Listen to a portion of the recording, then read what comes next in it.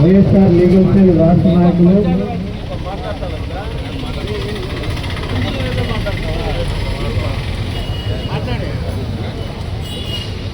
వైఎస్ఆర్ మహిళా విభాగ నాయకురాలు విజయలక్ష్మి గారు మాట్లాడవలసిందిగా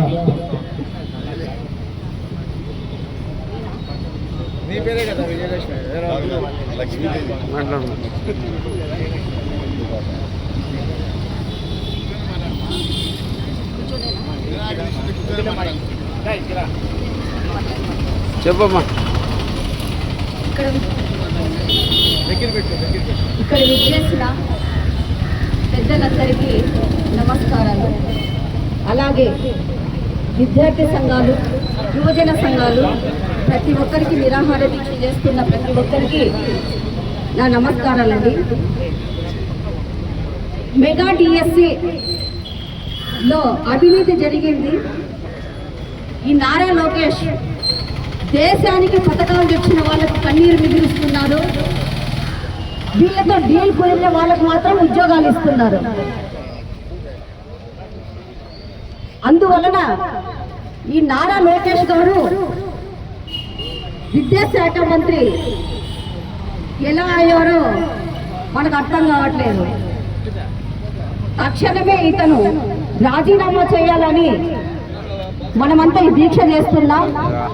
వీళ్ళ దౌర్జన్యం ఎక్కడ చూసినా తారా స్థాయికి చేరిపోయింది. దీక్ష చేస్తున్న ప్రతి ఒక్కరిని అడ్డుకుంటున్నారు. వీళ్ళది రౌడీ రాజ్యం అయిపోయింది.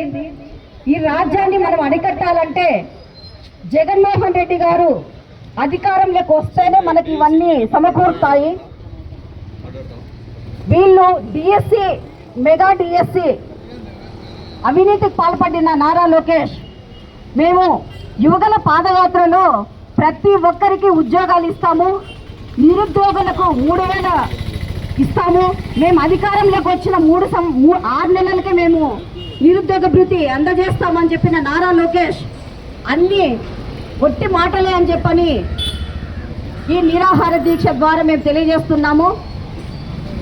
అయ్యా నారా లోకేష్ గారు, నేను అవినీతికి పాల్పడలేదు, మీరు దేనికైనా సిద్ధమా అని మీరు అంటున్నారు కదా. ఇప్పుడు మేము చెప్తున్నాం, నువ్వెక్కడికి రమ్మంటావో మా నాయకులు వస్తారు, మా కార్యకర్తలు వస్తారు, మేము వస్తాం. నీకు దమ్ము ఉంటే సిద్ధమని నేను ఈ సభాముఖంగా మీకు తెలియజేస్తున్నాను. జగన్మోహన్ రెడ్డి స్థాయి కాదండి, నీ స్థాయి వచ్చేసి ఒక మంత్రి, ఒక్కసారి ఎమ్మెల్యే అయినావు, సిగ్గుచేటుగా ఉంది. నువ్వు అన్ని సార్లు పోటీ చేస్తున్నావు కూడా ఒక్కసారి కూడా గెలవలేదు. పెట్టుకొని ఏదైనా మాట్లాడాలనుకున్నప్పుడు మైండ్లో పెట్టుకొని మాట్లాడాను, అంతేగాని నీకు ఇష్టం వచ్చినట్టు మాట్లాడితే ఇక్కడ ఎవరు ఊరుకునే ప్రసక్తి లేదు. 2029లో జగన్మోహన్ రెడ్డి గారు సీఎం అవ్వడం ఖాయం. ఈ రెడ్డిముఖ రాజ్యాంగాన్ని అరికట్టడం కూడా ఖాయము. ఇక్కడ విచ్చేసిన ప్రతి ఒక్కరికి నా హృదయపూర్వక ధన్యవాదాలండి. జై జగన్, జై జగన్.